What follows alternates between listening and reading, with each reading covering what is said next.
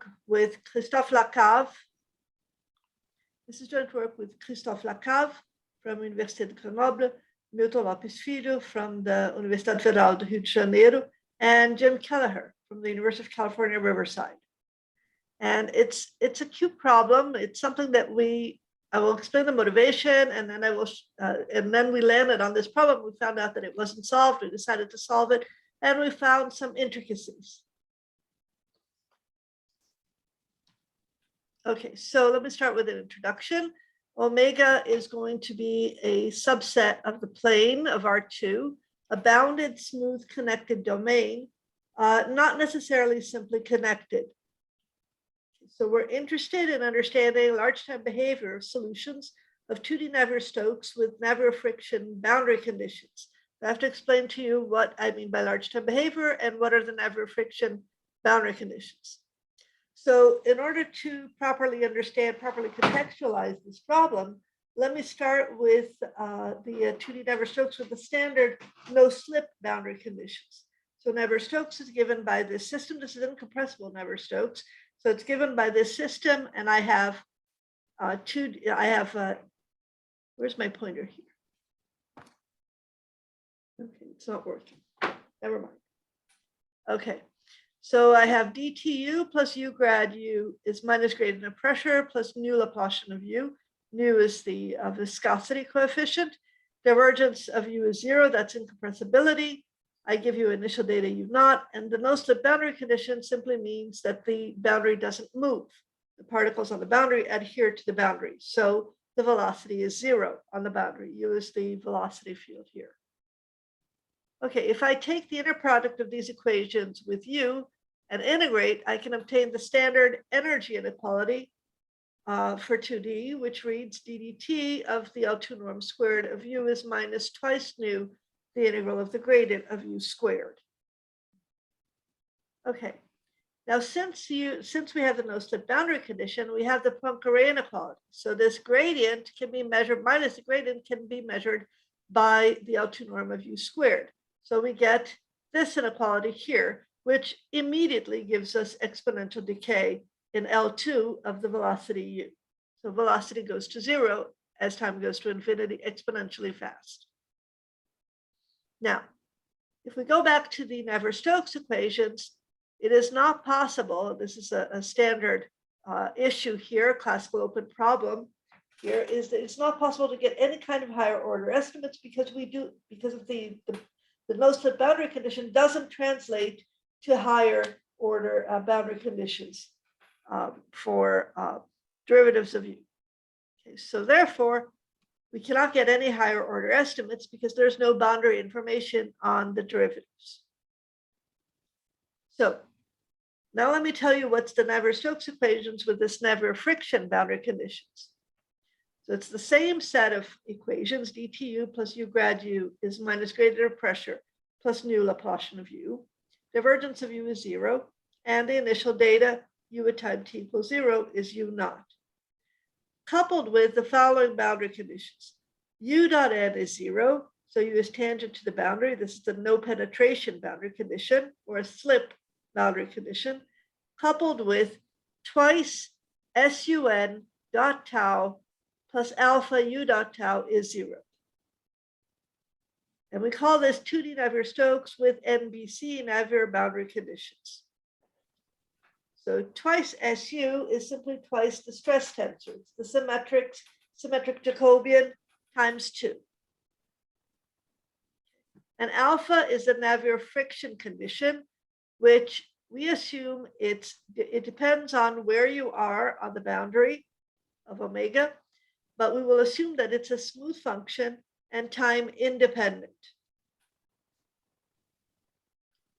This boundary condition is known as a Navier friction condition.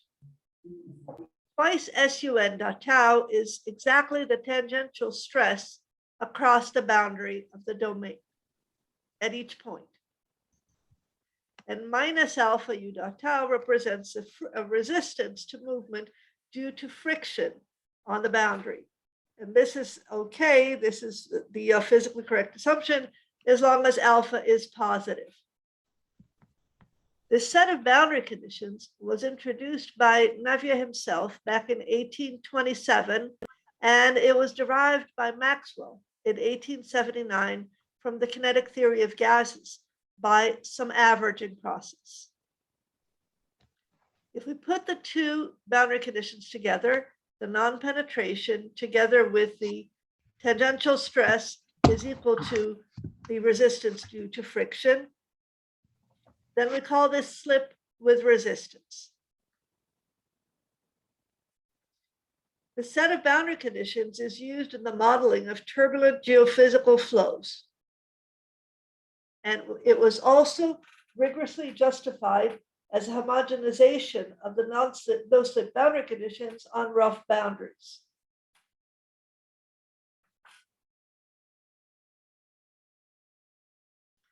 What we'd want to do is to understand the large time behavior of U under these Navier friction boundary conditions. Physically, okay, because of the resistance, it's no big deal. We expect exponential decay for U if the coefficient, the friction coefficient, is strictly positive. And we will see that indeed this is the case. Okay. However, we will be able to relax the condition on alpha, which mathematically brings up some interesting features. In particular, the conditions that we will assume on alpha vary depending on the kind of domain. In addition, we will be able to obtain the large time behavior at higher order.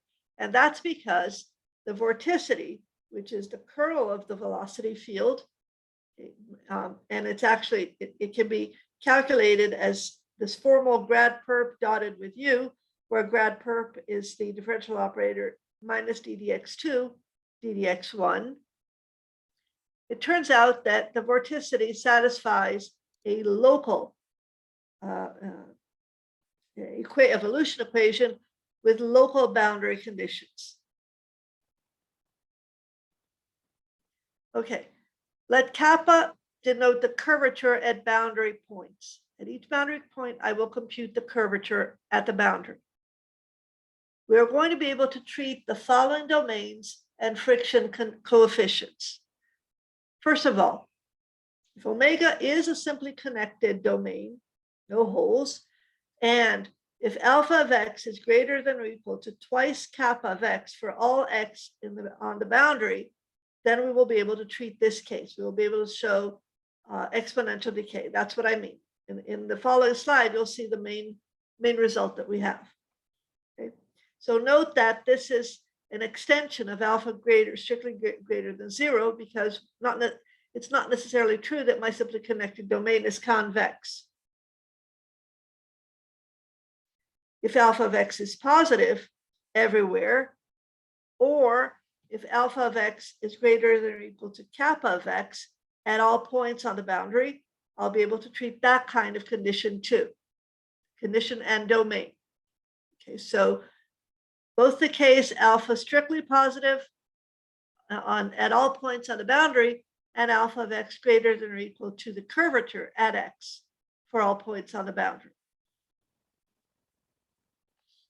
Now, if we assume that omega is not rotationally invariant, it's not a rotationally invariant domain, which means it's not a disk or an annulus, then if alpha of x is greater than or equal to 0 for all points on the boundary, I'll be able to treat that case as well.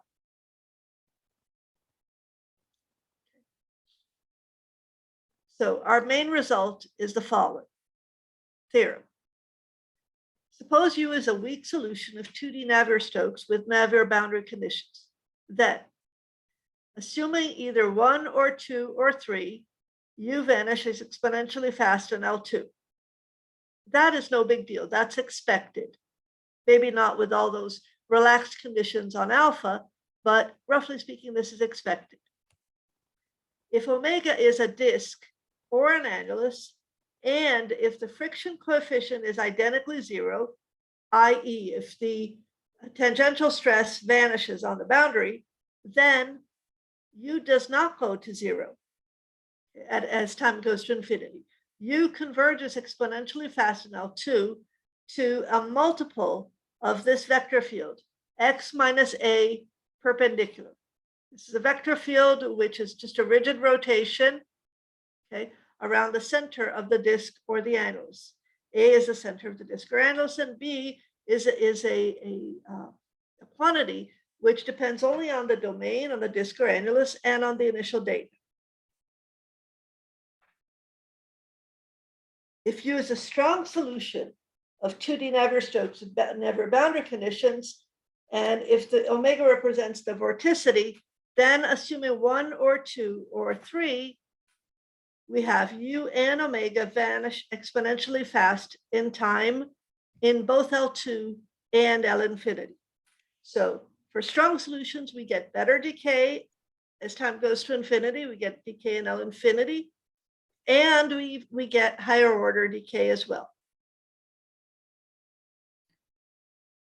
Okay, so first of all, let me tell you what led us to this problem, which is something which apparently has nothing to do with this, but we realized eventually that we had to understand this large time behavior in order to move forward. Suppose we have a domain with m holes, okay, so that the boundary is given by the union of m plus 1 connected components, curves, gamma j. They are the boundaries of each hole, and the last one is the outer boundary of the domain. Then, from the conditions, from the divergence-free condition and the slip boundary condition, the non-penetration boundary condition, we can derive a formula for u in terms of the vorticity. U is given by k of omega plus h. K of omega is simply the integral operator corresponding to the grad perp of the Laplacian inverse of omega. And this Laplacian inverse is the Dirichlet Laplacian inverse. So it's got 0 boundary conditions. Okay, this is called the Biot-Savart law for omega, which is the curl of u. H is the harmonic part. Okay, so when you have holes by the Durand theorem, you have non-trivial harmonic vector fields. These are vector fields that are at the same time curl-free and divergence-free. And it forms a vector space. The harmonic vector fields form a vector space, which is m-dimensional, where m is the number of holes of the domain. The harmonic part is given by a sum of aj times hj, where hj are generators of this vector space. And we're going to take them to be very specific generators. So hj are harmonic vector fields. They are divergence-free, curl-free. They're tangent to the boundary, and we can impose their circulation as well. The coefficients of the harmonic parts in this case for these special hj's are given by gamma j plus the integral of omega times phi j. Gamma j is the circulation of the flow u along the boundary gamma j, capital gamma j. Phi j's are known as harmonic measures. They are harmonic functions whose value along the boundary is given by the Kronecker delta. So it accuses which boundary you're on. Okay, so it's they're all equal to 0 on the outer boundary, and for each j, they're going to be 1 on the boundary capital gamma j, on the boundary of the jth hole, and 0 elsewhere. So we can compute the coefficients of the harmonic part, and we get exactly this formula, which means that in order to recover the velocity from the vorticity, you need also to know the circulation along each boundary component, which happens to be a conserved quantity for Euler, but not for Navier-Stokes. Okay, now, in 1998, Quoc-Hung, and Robert proved that when viscosity vanishes and the vorticity belongs to L infinity, then the solutions of the 2D Navier-Stokes equations with Navier boundary conditions converge to the solution of the Euler equations. Together with Milton, Lopes, Filho, and Gabriela Planas, we extended Quoc-Hung-Robert's result to vorticities which were in LP, but in both cases, we were dealing with simply connected domains.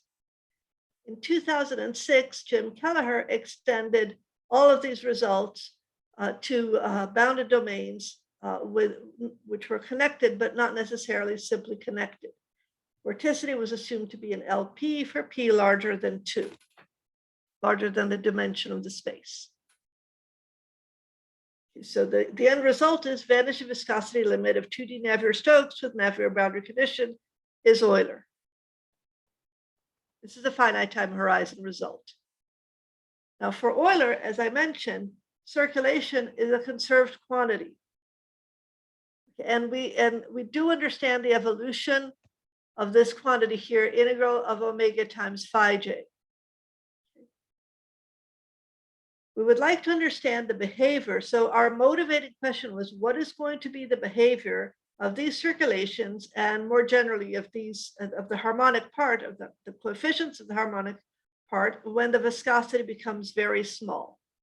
Okay, so this is work in progress, but eventually we realized that the viscosity very small and time very large were connected, right? So we started asking ourselves, well, what will be the behavior when time goes to infinity? And that led us to the problem that I'm talking about, which turned out to have some very cute little features. Okay, so for starters, I need to discuss well-posedness. And while this was addressed by Jim Kelliher in his 2006 paper, we thought that some more clarification was needed. So let me tell you about this. Okay, so we start by introducing some basic function spaces, very well known. H is L2 divergence-free tangent to the boundary. X is H1 divergence-free tangent to the boundary. And W is H2 divergence-free and tangent to the boundary. And we need H2 if we're going to make sense of the Navier boundary conditions. Because SU, of course, has a derivative, and we're evaluating it on the boundary. Okay, and we also will need the abstract dual space X prime. Okay. These are also referred to in the literature as L2 sigma, H1 sigma, and H2, H1 sigma and H2 sigma. Simply sigma tan, I guess. Tangent to the boundary and divergence free. Okay, we will need to talk about strong solutions as well as weak solutions. Strong solutions will have initial data in W. Okay, so we follow the usual strategy. We first prove existence and uniqueness. Uniqueness follows because we're in 2D of a weak solution with initial data in H. And then we follow with higher regularity. The data is more regular, the solution is more regular, we get a strong solution, etc. Okay. The key issue, however, in order to talk about weak solutions is how do we make sense of this Navier boundary conditions with less regularity than H2? Fortunately, we have a parabolic differential equation, so we get some kind of higher regularity. So for starters, suppose U does belong to W, so U is H2 divergence-free tangent to the boundary, and V is only H1. Okay. Let P that denote the Leray projector onto divergence-free tangent to the boundary vector fields, which are originally, so it goes from L2 into H. And A is the operators, the Stokes operators. It's minus the Leray projector times the Laplacian acting on W. Then if we take AU dotted with V, that does make sense. This is the same as minus the Laplacian of U dotted with V because V is also divergence free. Okay, we do an integration by parts and we get this. The trace product, so this is the trace of du times du tensor dv. D is D represents the Jacobian matrix plus dun dotted with v. And this quantity here, these last two terms, the sum can be written in three different ways, all of which are going to prove very useful. At the same time, this is equal to du double dot dv plus the integral on the boundary of alpha minus kappa u dot v. Here, I'm imposing the Navier friction boundary condition, which I can do because u is in W, u is in H2. So I can write that this is going to be alpha minus kappa u dot v. It's a little calculation that you have to do. This is also equal to twice the trace product of SU times SV, where S is the symmetric tensor. It's du plus dv over du plus du transpose over 2. Plus alpha times u dotted with v. And it's also equal to the integral of the scalar quantities, curl of u times curl of v, plus the integral of alpha minus twice kappa u dot v.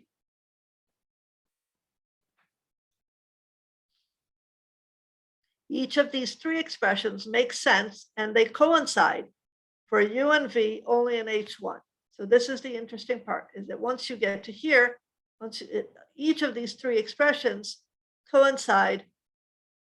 They're exactly the same if u and v are in H1.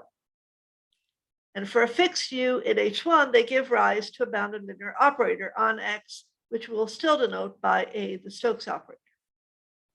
So the extension of A from W until X goes like this. You take u and X, you write AU to be the bounded linear operator on X prime, which takes V into AU dotted with V, given by any of these three forms, three coinciding forms. Okay, so we now write the following definition. If U naught belongs to H, so it's only L2 divergence free, tangent to the boundary, then U being continuous in time into H, L2 in time into the more regular space X, which is H1 sigma tan, dtu being L2 in time into X prime, is a weak solution of the 2D Navier-Stokes equations with Navier boundary condition and initial data U naught, if and only if ddt of the integral of u dot v plus u dot grad u applied to v plus auv x prime x is 0. And since it's continuous in time into H, the limit in the limit in L infinity of u of t is u naught. And this has to hold for every v and x. Okay, so with this definition, we have the existence and uniqueness theorem. There exists a unique weak solution with initial data u naught. Furthermore, the following three energy identities hold true. ddt of the L2 norm of u squared plus 4 nu SUL2 squared is minus twice nu integral of alpha times u of t squared. ddt of u squared plus twice nu the L2 norm of the vorticity squared is minus twice nu alpha minus 2 kappa times u squared. And ddt of u squared plus twice nu the gradient of u L2 squared is minus twice nu alpha minus kappa u squared. And all of these are simply correspond to taking u equals v in the definition of a weak solution and using the different forms of AUV. Okay, so the rest of the story in L2 is simply to find Poincare type inequalities depending on which domain you're in and which condition you have of alpha respect to kappa. So first of all, we start by observing this very simple observation that all the functions that are, all the vector fields that are in L2 are divergence free and tangent to the boundary automatically are mean 0. It's a very simple observation. Therefore, for any domain, you can always measure the velocity, the L2 norm of the velocity by the L2 norm of its gradient. This is the standard Poincare inequality. Okay, so suppose u belongs to X. Now, if omega is simply connected, then there is no harmonic part of u. Remember, the harmonic part only appears if you have holes. Otherwise, there are no non-trivial curl-free and divergence-free vector fields. Therefore, u is simply given by the Biot-Savart law applied to the vorticity. So the Calderon-Zygmunt inequality tells us that the gradient of u in L2 squared is the gradient of the grad perp of the Laplacian inverse of omega. This is a zeroth order differential operator. I'm sorry, this is a zeroth order operator acting on omega, and therefore the L2 norm squared is bounded by a constant times the L2 norm squared of omega. In this case, omega is simply connected. We get, if omega is neither a disk nor an annulus, I'm sorry. Oh, okay, sorry. These are the Poincare inequalities, sorry. So this one is true for any domain. This one is true if omega is simply connected, that U is bounded by the vorticity. And if you're neither a disk nor an annulus, then you can bound U by the symmetric gradient.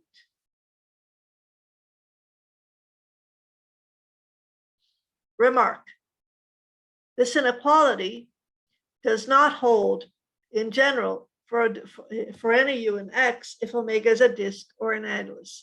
Indeed, we have the following lemma. So this is the first cute fact that appeared in our work. If U belongs to H1 and SU is 0, then U is given by A plus B times X perp for constants A in R2 and B in R.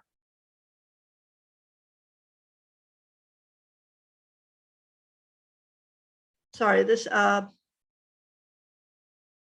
okay. Now, if omega is not a disk or an annulus and U belongs to X, then A equals B equals 0. Okay, so unless you're a disk or an annulus, SU equals 0 ends up implying that U is equal to 0. If you are a disk or an annulus, and you happen to be H2 as well, then for alpha different from 0, you compute the never boundary condition, alpha different from 0, then again U has to be equal to 0. However, in the case alpha equals 0, so in the special case where you have a vector field which is H2 sigma tan, which satisfies the stress-free boundary condition, never boundary condition, then you can find non-trivial vector fields such that SU is 0 and U, of course, is not 0. So this inequality does not hold for all U's in X when you're a disk or an annulus.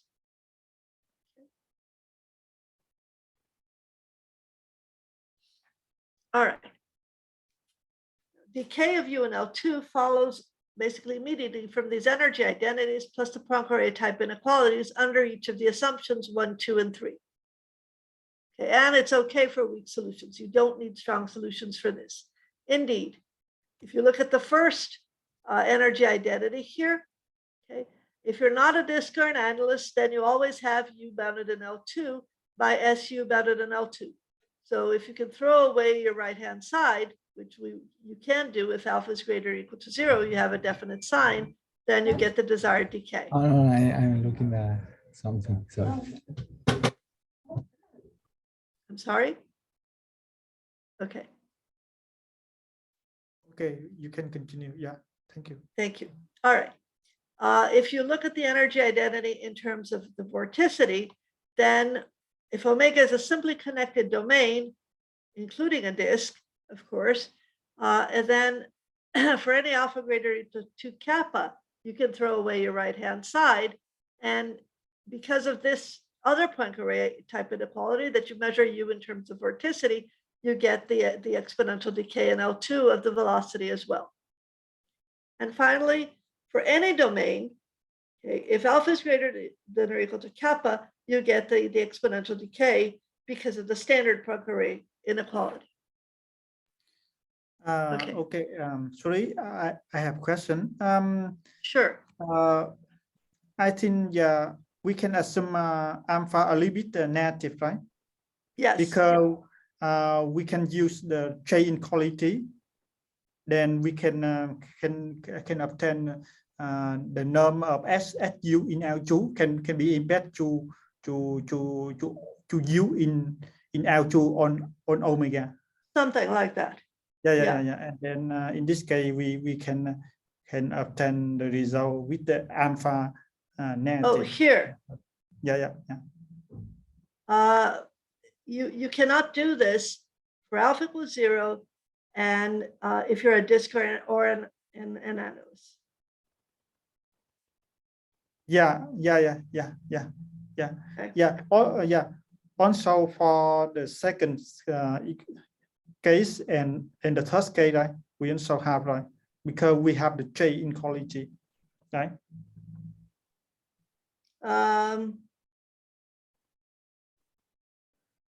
Oh, I see. Okay. Yeah. Let's see. Maybe. Yeah. Okay. Thank you. No. All right. Let me continue. So alpha is, in the case alpha positive on the boundary, okay, we can interpolate the energy identities here, and we only have to consider the case of the disk or the annulus because we already have the case of greater than or equal to 0 other if you're not a disk or an annulus. So if we interpolate the two energy identities, you get this alpha minus lambda kappa. And since alpha is smooth and kappa is smooth, we can always find a sufficiently small lambda such that alpha minus lambda kappa is greater than to 0. And again, we can get the exponential decay. Okay, so with respect to the large time behavior of U in L2, it remains to discuss alpha equals 0 and domains which are annuluses or disk, annuli or disk. So let A be the center of omega, and we observe that, first of all, X minus A perp is a stationary solution of 2D Navier-Stokes with Navier boundary conditions, and alpha equals 0. If you look at the span of X minus A perp, then the projection of U onto this span is a time-independent vector field. It's not obvious for this quantity B. And you can find a Poincare type inequality which says that U minus the projection of U onto this, this vector space Z is bounded by S of U minus projection. And this is enough to show the exponential convergence of U, not to 0, but to B times X minus A perp, which is exactly the projection of the initial data onto this Z. Okay. Now, let's go for strong solutions, decay of U in L infinity and of omega. And for this, we need a strong solution. So let's start with the result that says that if U naught is in W and U is a weak solution, then use L2 in time into W, and dt is L infinity into H, L2 into X. And moreover, you can find a pressure. Okay, so we have existence. All right. Clopobic and Robert in 1998, in their work, they proved that if U belongs to W, use H2 divergence free tangent to the boundary, then the vorticity can be computed, and it's exactly equal to twice kappa minus alpha times the tangential component of U on the boundary. Okay, so we use this to get the L2 decay of omega and L infinity decay for U and omega. Okay, so for this we need vorticity maximum principle estimates. The Navier boundary condition, as I mentioned before, gives you local boundary conditions for a viscous vorticity equation. So here's the viscous vorticity equation. It's dt omega plus U grad omega is nu Laplacian of omega, where U is given by the Biot-Savart law applied to omega plus the harmonic part. Initially, omega is omega naught, and we have this local boundary condition, or a semi-local boundary condition, that omega is twice kappa minus alpha times the tangential component of velocity. So we can use comparison principles to get control of omega in LP. P has to be larger than 2 here. All right, how do we do this? First of all, I'm going to call this quantity lambda is going to appear several times. It's important. So it's the L infinity norm in time on the boundary, time cross boundary, of twice kappa minus alpha times the tangential velocity. So let U be a strong solution. Omega is the curl of U. then for all p greater than 2, there exists a constant such that the LP norm is controlled by the initial data. Furthermore, the L infinity norm of omega in L2 is controlled by this quantity lambda. Okay, so there's this exponential decay omega naught in L2 plus this quantity lambda plus C lambda. Notice that lambda here, it doesn't depend only on the initial data, it depends on the behavior all throughout time. All right, this is nearly the same as was in the paper with Milton and Gabriela from 2005, and it was also included in Jim's extension to multiply connected domains in 2006. I'll give you an outline of the proof. Take omega tilde solution of the equation, the same advection diffusion equation with the same u, with initial data, the absolute value of omega naught, and with boundary data given by this lambda, which is a constant. Omega, by comparison, by the maximum principle, omega is less than or equal to omega tilde, an absolute value. Now take omega hat, which is omega tilde minus lambda. That satisfies the same advection diffusion equation with 0 boundary conditions. Because it has 0 boundary conditions, we can do LP energy estimates. And we get ddt of the LP norm to the pth power of omega hat is bounded by minus p minus 1 nu times this integral here, gradient of omega hat squared times omega hat to the p minus 2. This automatically gives us the control of omega in L infinity and time to LP in terms of the LP norm of omega naught plus a constant times lambda. For p equal 2, this quantity here disappears, so you get simply the gradient of omega hat L2 squared here, and you can use the standard Poincare inequality to get omega L2 in time is less than or equal to constant times lambda omega naught L2 plus constant lambda exponential minus C du t. So in order to conclude, to wrap everything up, we still need an estimate on lambda.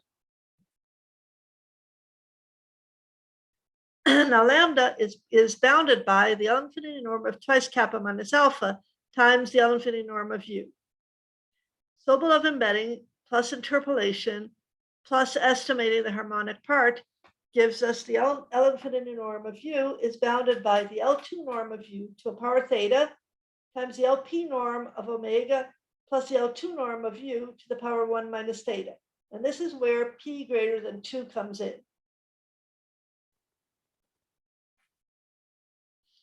So we can conclude the proof with Young's inequality. This is a kind of a bootstrap argument. You bootstrap the LP p greater than 2 into an L infinity bound for u, and then that gives you an LP bound for omega. Yeah, sorry, I have a question. P here should be greater than 1, right? Greater than 2, right? Greater than 2, P right? greater than 2. 2, yeah, okay, it's correct, yeah. Because, yeah, okay, thank you. Okay. So from the exponential decay from the proposition, we get exponential decay of u in L infinity from the decay in L2. So u will decay exponentially fast in L2, and this gives us exponential decay of u in L infinity on the boundary. From the exponential decay of u in L infinity on the boundary, we get a bound in LP for omega, which then gives us the L infinity norm of u, the whole domain, also exponentially decaying, because in fact, this inequality here is valid in the whole domain as well. And you can also get exponential decay of omega in L2 from this, because you can restart time at some positive time t naught, and then get the L infinity norm of omega is bounded by this quantity, and now lambda is decaying exponentially fast if you start from some time t naught. Okay, So now the last thing we still need to discuss is the exponential decay of omega in L infinity. For this, we use a Nash iteration type argument. So we have the following lemma. Omega hat in L infinity is bounded by 1 over nu t to the square root times omega hat is sometime t over 2 in L2.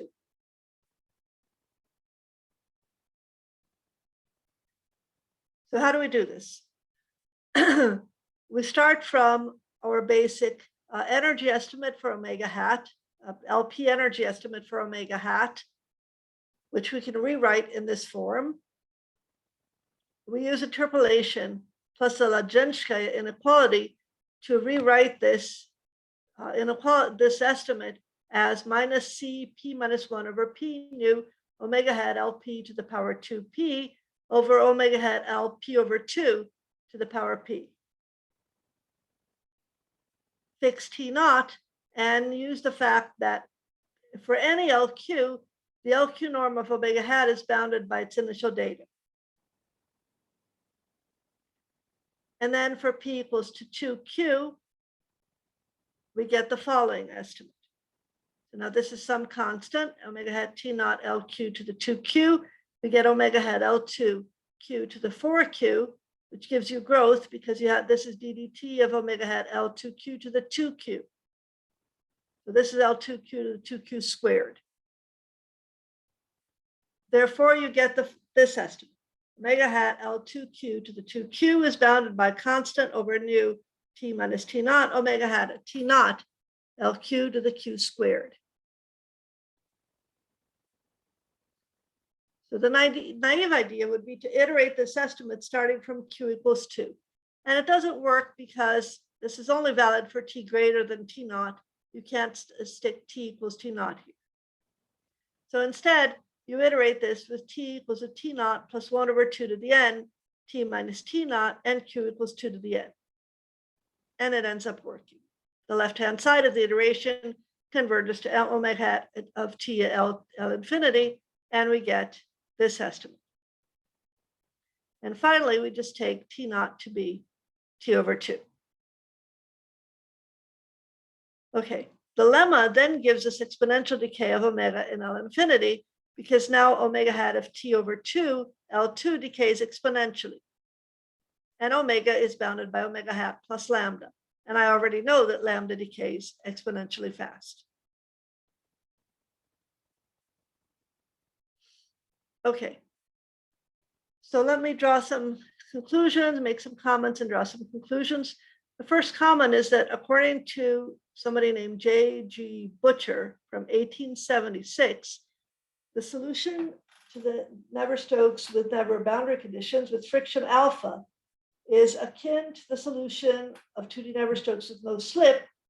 And anywhere in the domain, if the boundary is at a distance 1 over alpha from the actual boundary. So 1 over alpha is called the slip length. Now, of course, this is only valid. This notion is only valid if 1 over alpha is substantially smaller than the size of the domain. 1 over kappa is could be viewed as a proxy for the size of the domain. It's actually exact if you're a disk. So if 1 over alpha is much smaller than 1 over kappa, heuristically, which means alpha is greater than kappa, this condition arises, quote, naturally. Of course, these considerations were made for basically alpha positive and a convex domain. But the point is that this condition doesn't come out of the blue. It sort of arises heuristically. Okay, the physically correct case, alpha greater than 0, needed some better understanding of SU and the new Poincare type inequality. And we still want to understand the large time behavior versus the viscosity of the circulations and tie in with the vanishing viscosity limit.